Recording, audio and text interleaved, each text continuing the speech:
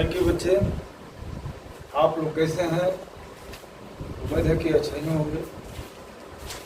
तो बच्चे, आज आप लोग के बीच सेसफल निकालने का ट्रिकली विधि मैं बताने जा रहा हूँ। बिना भाग बिना गुणा किए आप लोग जल्दी से जल्दी सेकंड में सेसफल कैसे ज्ञात करेंगे। और ये सेसफल वाले क्वेश्चन जो है हर परीक्षाओं में पूछता आ रहा है, हर कंपटीशनों में, चाहे एसएससी हो, यूपीएससी वाला हो, आईएएस हो या बैंक, रेलवे, यानी हर कंपटीशनों में सेसफल ज्ञात करें। तो कम से कम समय में आप लोग कैसे ज्ञात करेंगे, ये मैं आप लोगों के बीच बताने जा रहा हूँ। तो ठीक है, वीडियो स्टार्ट करने से पहले एक छोटा सा रिक्वेस्ट है, आप लोग चैनल पर नए हैं तो सब्सक्राइब कर दीजिए, साथ ही लाइक एवं शेयर अवश्य कीजिएगा, क्योंकि शेयर करने से अनेक बच्चों को सुनने समझने का मौका मिलता है, ताकि आप लोगों के साथ वो भी निकल जाए। तो चलिए हम सेसफल निकालने का वीडियो स्टार्ट करते हैं।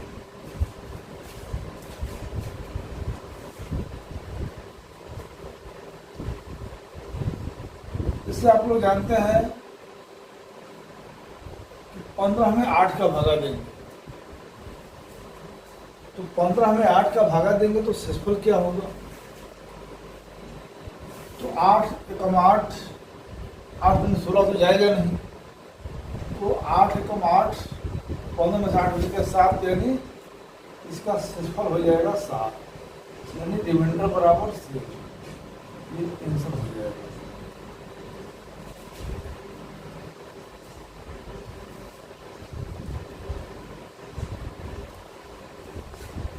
ऐसे ही अगर 50 में हम 16 का भाग करेंगे तो रिमाइंडर क्या होगा, सेसफल क्या होगा। इसका सेसफल 16 48, यानी आर बराबर सेसफल बराबर रिमाइंडर बराबर आर, तो हम इसको रिमाइंडर कहते हैं।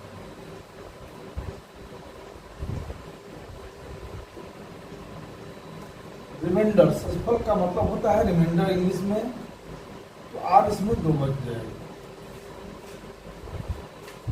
इस तरह से बच्चे आप लोग रिमाइंडर ज्ञात कर सकते हैं। 150 में अगर हम 18 का भाग देते हैं, 18 9 44 और 6 रिमाइंडर बच जाता है, ये आंसर हो जाता है।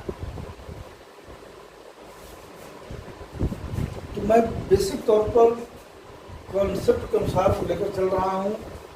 आगे आप लोगों को मैं बहुत बेहतरीन कॉन्सेप्ट बताने वाला हूँ।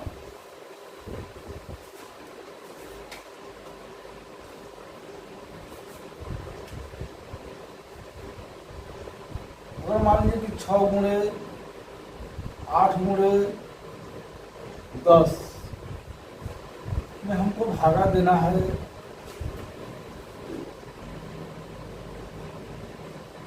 5 का,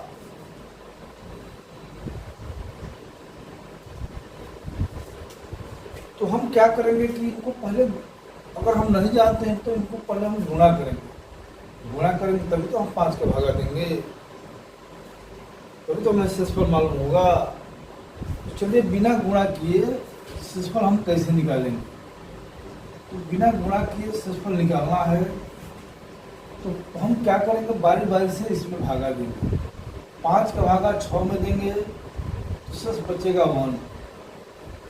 5 का भागा 8 में देंगे तो शेष 3 बचेगा। 5 का भागा 12 में देंगे तो शेष 7, 5 दूनी 10, 2 बचेगा। और बटा में 5 है।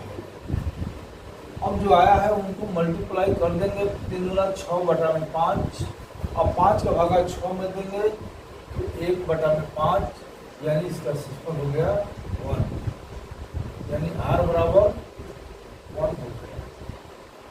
ये हुआ रिमाइंडर। क्योंकि हम गुणा करेंगे फिर भागा देंगे तो ज़्यादा समय लगेगा, बस जो अलग अलग टुकड़ा टुकड़ा में है उसी में हम भागा देंगे और क्षेत्रफल लिखते जाएंगे, और जो क्षेत्रफल आएगा उसको गुणा कर देंगे और गुणा करके फिर जो आएगा उसमें भागा देंगे। इस प्रकार वो रिमाइंडर हो जाता है। चलिए दूसरा एग्जाम्पल,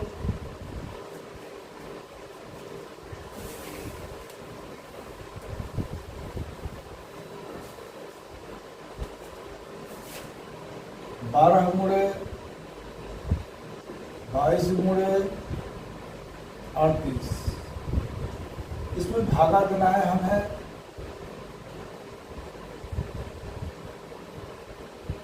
ये मान लीजिए कि 18 है, भागा हमें 17 का देना है। तो हम 18 से 22 से 38 से गुणा करेंगे तो कुछ समय बर्बाद होगा। तो समय को बचत करने के लिए हम क्या करेंगे कि इनको हम बारी बारी से प्रत्येक संख्याओं में ही भागा देकर क्षेत्रफल निकाल लेंगे। 17 का भागा 18 में देंगे तो 1 शेष बचेगा, और 17 का भागा 22 में देंगे तो 17 5 22, 5 शेष बच गया।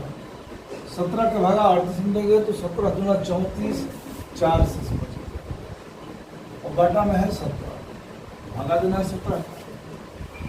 अब हम 5 के 20 गुणा कर देंगे, इसमें 17 का भागा देंगे तो हमें रिमाइंडर प्राप्त होगा 3। ये हमारा अभिष्टेंस है। हम चाहेंगे तो इन सभन से गुणा करके और 17 का भागा देंगे तो रिमाइंडर उतना ही आएगा। जैसे मैं छोटा सा एग्जाम्पल ले लेता हूँ, जैसे 10 गुणे 12 गुणे 15 में हम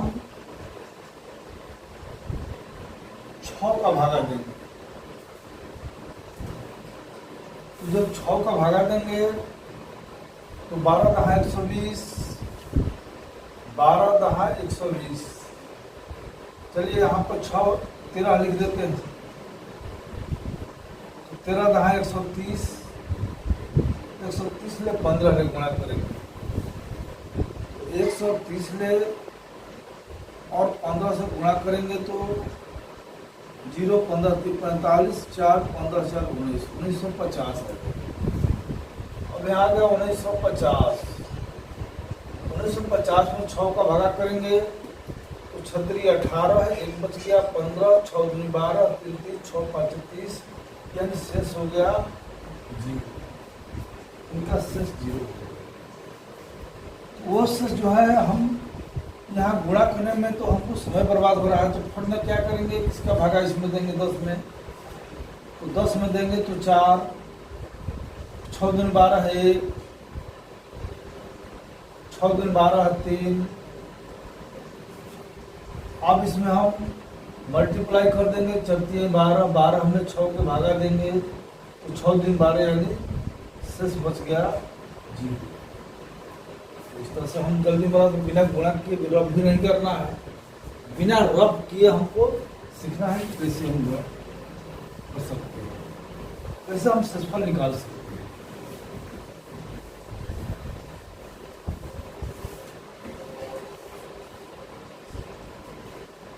अब क्षेत्रफल निकालने का बड़े बड़े अंकों का, जैसे मान लीजिए कि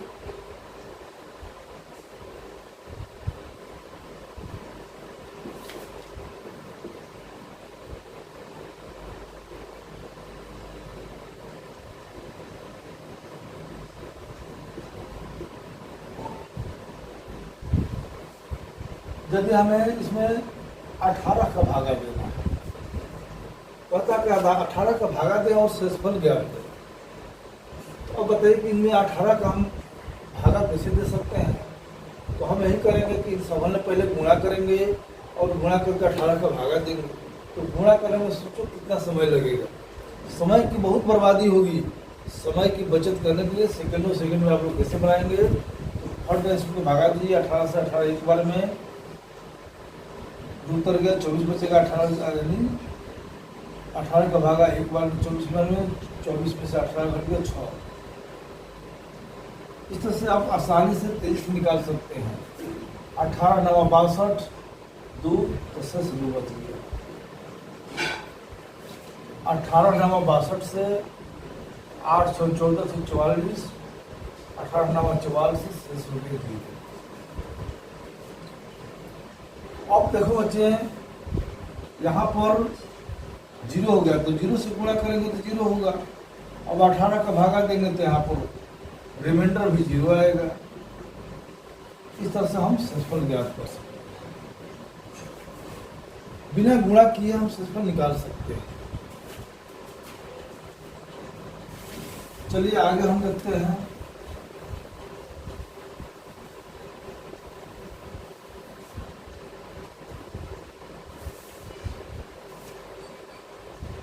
अभी तक हमने जो भी सीखा,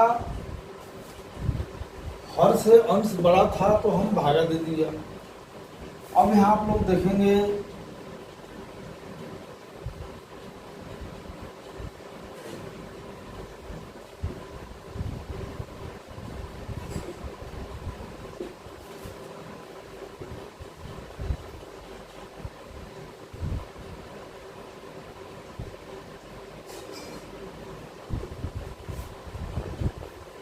भागा देना है हमें 66। अब यहाँ प्रश्न खड़ा हो गया कि भाई पहले तो ये बड़ा बड़ा था तो हमने भागा दे दिया, अब तो बिना गुणा किए तो कोई काम चलने वाला नहीं है। लेकिन नहीं, इसको भी हम अपने ट्रिपली विधि से कर सकते हैं। 66 का भागा 62 में जाएगा, इसका भागा हम 62 में देंगे तो नहीं जाएगा। तो नहीं जाएगा तो हमें ये देखना है कि 66 का भागा 62 में नहीं जा रहा है, तो 62 में 66 घट जाएगा, यानी -4 शेष बचेगा। 66 का भागा 55 में देंगे तो -11 शेष बचेगा। 66 का भागा 58 में देंगे तो -8 शेष बचेगा। और बाटा में 66 है। अब क्या करेंगे, तो इनको मल्टीप्लाई करेंगे। गुणा में जब एक साथ से कोई माइनस रहता है, यानी माइनस अगर 2 गो है तो प्लस होगा, लेकिन 3 गो हो गया तो माइनस। 11 8 88, 88 से 4 ले, 8 को 32, 8 को 32 3 35। अब इसमें हम 66 का भागा देंगे। अब 66 का भागा देंगे तो 6 5 30, 6 5 30 3 33, 6 के 36, 6 36 3 39, 6 बन जाएगा और 5 बन जाएगा। 6 5 30 और 6 5 30 और 3 33, यानी 330। तो बच गया 22, यानी -22 शेष बच गया बटा में 66।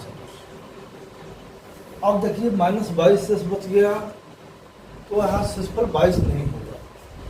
जब संख्या ऊपर वाला माइनस में आता है तो हम 66 में से इस 22 को घटाएंगे तो हमारा शेषफल 44 होगा। अब आप पूरा संख्या ले गुणा करके देखिए, 66 का भागा दे दीजिए, उसमें 44 से शेष बचेगा। तो आप लोग समझ गए होंगे, जब भागा नहीं जाएगा तो उल्टा घटाएंगे, उल्टा भाग देंगे, यानी 66 में से 62 घटाएंगे तो -4, 66 में से 55 घटाएंगे तो -11, 67 में 58 घटाएंगे -8। अब इन तीनों से गुणा करेंगे, अगर 3 को माइनस है तो आंसर माइनस होगा। 4 को रहता तो प्लस, 5 को रहेगा तो माइनस, 6 को रहेगा तो प्लस, यानी जोड़ा में माइनस रहता है तो प्लस, और फुट में रहेगा, विषम संख्या में रहेगा तो माइनस। इस प्रकार गुणा करके इतना लाए, इतना इसमें भागा दिए तो हमें 22 शेष बचा। अब ये 22 जो है इसमें से घटाएंगे 66 में से तो हमें 44 प्राप्त होगा।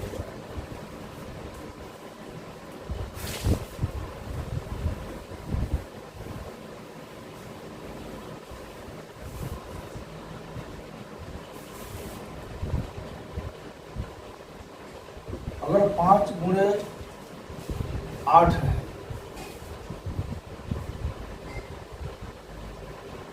7 गुणे 8 है और भागा हमें 9 का देना है,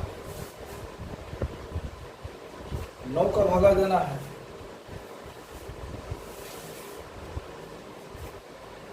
तो अब देखिए यहाँ पर हम 17 लिख देते हैं, या यहाँ पर 11 लिख देते हैं और यहाँ पर 12 लिख देते हैं। तो 9 का भागा 11 में जाएगा तो 3 बच जाएगा। इसको आप नीचे देख रहे ऊपर प्रकाश आता हुआ।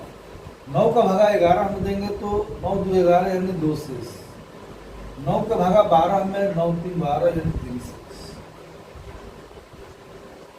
अब यहाँ देखते हैं कि 3 गुना 6, 6 बटा में 9।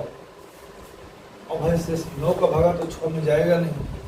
जब किसी संख्या का भागा नहीं जाता है किसी अंक में तो वही शेषफल कहलाता है। यानी इसका शेषफल हो गया r के मान 6, ये आंसर हो जाएगा। जब किसी संख्या का भागा नहीं जाएगा तो शेषफल हो जाएगा।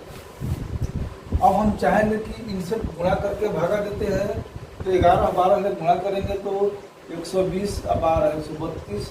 132 में हम 9 का भागा देंगे तो 9 एक बार में 9 4 13 42, 9 4 36, 6 इसमें भी 6 शेष बच गए। तो हम जैसे भी चाहेंगे वैसे, ये हम छोटा अंक इसलिए बता रहे हैं कि इसी जैसा अगर बड़ा अंक है तो हम ऐसे करके ऐसे कर सकते हैं। चलिए अगले एग्जाम्पल में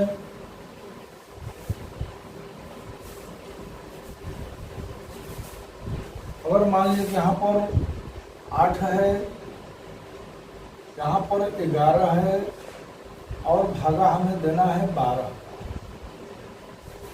अब देखिए भाई अभी तक तो जो संख्या आ रहा था वो बड़ा था तो भागा हम आराम से दे देते थे, लेकिन यहाँ देखना है कि कम है। तो 12 का भागा हमें 8 में देना है, 12 में से 8 गया -4।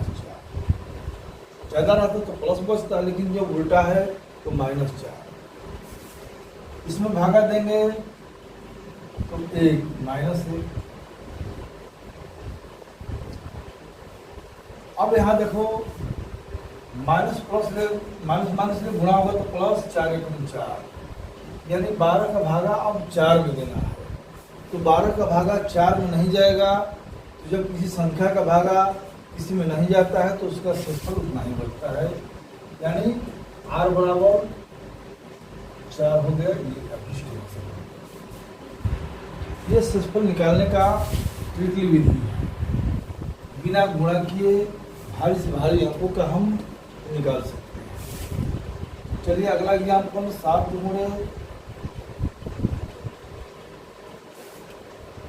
10 गुणे 9 और बटा में हमें 11 का भागा देना है। तो 11 का भागा 7 में देंगे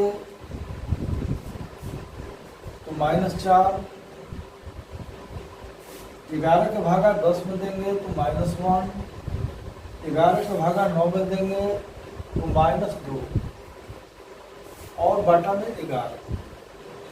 अब आप देखिए कि इसमें 3 को माइनस हो गया तो प्लस नहीं माइनस, 2 को रहता है तो प्लस, 3 को रहेगा तो माइनस, 4 को रहेगा तो प्लस, 5 को रहेगा तो माइनस। यानी विषम में माइनस होगा तो माइनस आंसर होगा, सम में रहेगा तो प्लस होगा। तो 4 दूनी 8 बटा में 11। अब यहाँ देखिए -8 बटा 11 है। तो जब संख्या माइनस में आ गया तो वो शेषफल नहीं कहलाएगा। अब इस 8 को हम 11 में से घटाएंगे तो हमें 3 प्राप्त होगा। तो यही 3 जो है शेषफल हो गया, यानी r बराबर 3, ये शेषफल हो गया। यानी इस जब माइनस में आएगा तो उसमें से हम 11 घटा देंगे, नीचे वाला को घटा देंगे तो हमें शेषफल प्राप्त हो गया, यानी r शेषफल हो गया। अगर देखिए अब ये शेषफल हम गुणा करके निकालते हैं, 10 7 70 और 9 7 63, 630 में 11 के भागा तो 11 5 55, 5 3 8 80, 11 7 77, 80 में 77 घट गया 3। देखिए यहाँ इसका रिमाइंडर जो है 3 बच रहा है। और ऐसे भी हम निकालते हैं तो 3 आ रहा है। तो अगर पूरा गुणा करके अगर भागा देते हैं तो उतना ही रिमाइंडर, अगर हम ऐसे निकाल करके ऐसे करते हैं तो उतना ही रिमाइंडर। तो ये जो है अभी हम छोटे छोटे अंक दिए हैं। अगर यहाँ पर 2 अंक 3 अंक 4 अंक का भी रहेगा कोई संख्या तो बिना गुणा किए हम बारी बारी से उसका भागा देंगे, रिमाइंडर निकालेंगे, फिर जो आएगा उसमें भागा देंगे। तो इस तरह से धीरे धीरे हमें रिमाइंडर प्राप्त हो जाएगा।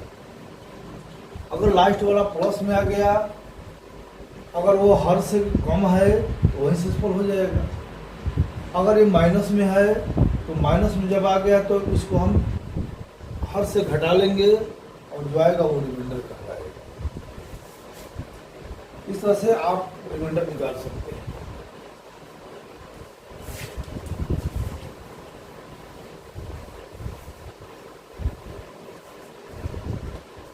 चलिए हम आगे चलते हैं।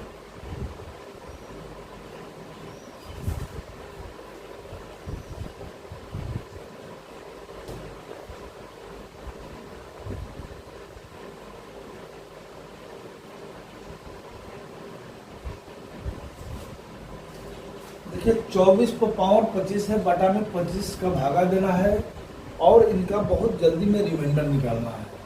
तो भाई 24 पर 25 है तो 24 को हम 25 बार गुणा करेंगे और 25 का भागा देंगे तभी तो रिमाइंडर आएगा। तो बस वही नियम, 24 पर पावर 25 का मतलब कि हम 24 गुणे 24 गुणे 24 गुणे 24 25 बार लिखेंगे। तो हम 25 बार न लिख करके हम डायरेक्ट इसमें इसका भागा दे देते हैं। तो 25 का भागा 24 में देंगे, नहीं जा रहा है तो जब ऊपर वाला कम है तो 25 में से 24 घटाएंगे -1 और ये -1 पर पावर है 25 और भागा है 25। जब कोई संख्या माइनस में है और पावर विषम है तो समझिए कि माइनस विषम में है, विषम में है तो आंसर उसका माइनस में होगा। अतः इसका आंसर हो गया -1 बटा 25। लेकिन ये 1 जो है शेषफल नहीं होगा, हम 25 में से 1 घटाएंगे, इस प्रकार शेषफल हमें 24 प्राप्त होगा। यही हुआ इसका R। अगर इसको हम बार उतना गुणा करते हैं तो लास्ट में हमें रिमाइंडर 24 ही प्राप्त होगा। उम्मीद है कि आप लोगों को समझ में आ रहा होगा। अगर यहाँ पर 25 है और नीचे 24 है तो जब 24 का भागा देंगे तो रिमाइंडर बचेगा 1। अब यहाँ पर हम देख लेते हैं,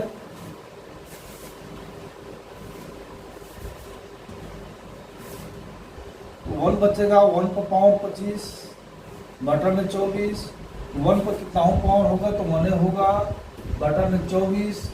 अब 24 का भागा 1 में नहीं जाएगा और 1 प्लस में है इसलिए इनका रिमाइंडर जो है 1 ही हो जाएगा। रिमाइंडर बराबर 1 आंसर। ये रिमाइंडर निकालने का ये विधि है जो कि आप लोग परीक्षाओं में सेकंड में निकाल सकते हैं।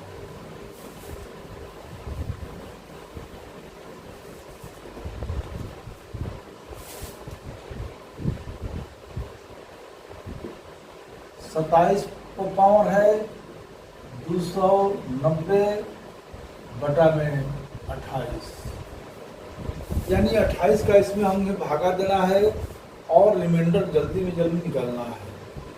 तो अगर हम 27 को 290 बार भागा दें तो बहुत समय बहुत दिन बीत जाएगा, गुणा करते करते संभव नहीं हो पाएगा। तब हम क्या करेंगे कि 28 का 27 में भागा देंगे और आ जाएगा -1, और -1 पर पावर सम संख्या है।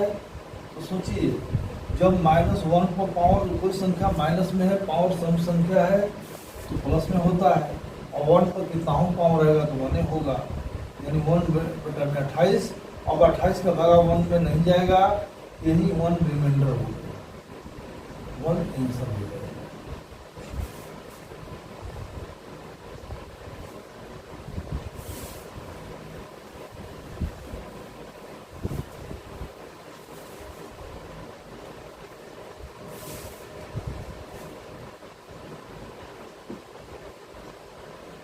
पैंतीस का पावर 1053/36।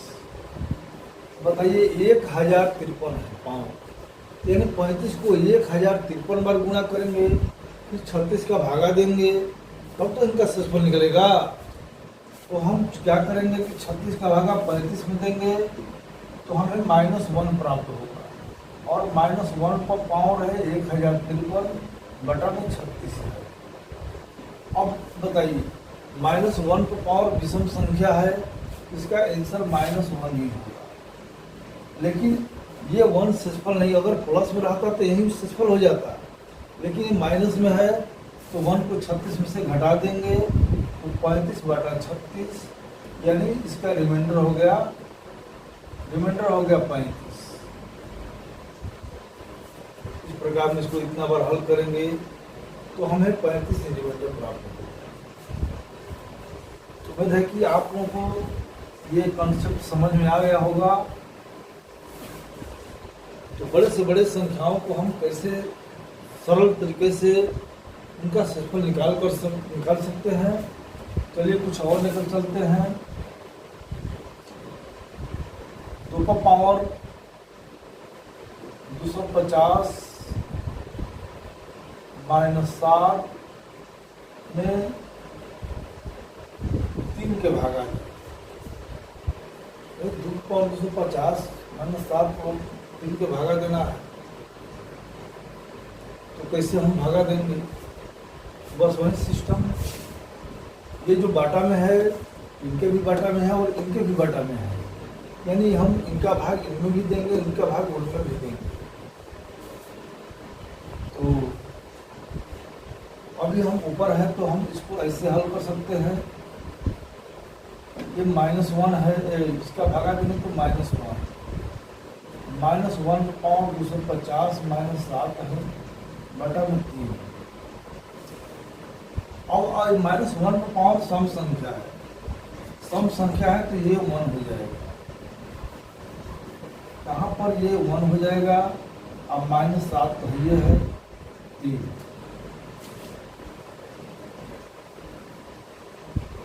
अब 3 आ गया तो 7 में से घट गया 6 में 3 का भागा देंगे तो कोई रिमाइंडर नहीं बचेगा, इनका रिमाइंडर आ जाएगा 0।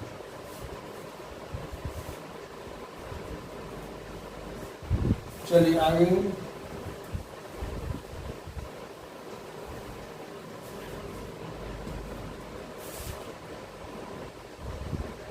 पंद्रह पावर 1050 प्लस 4 में हमें भागा देना है 16।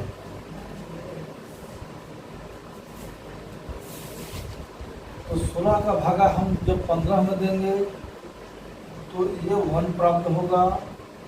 अब 1 पर 1050 पावर है, अब प्लस 4/16 है, तो 1 का 1 हो जाएगा। 1 पर कितना पावर होगा तो 1 होता है, प्लस 4/16 यानी 5/16, यानी इसका रिमाइंडर हो जाएगा 5।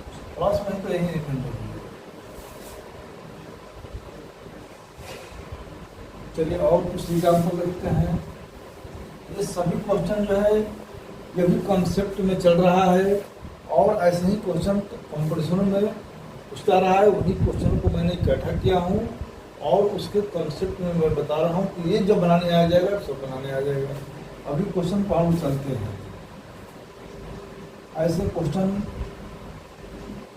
आया था 1050 बटा में 1051 और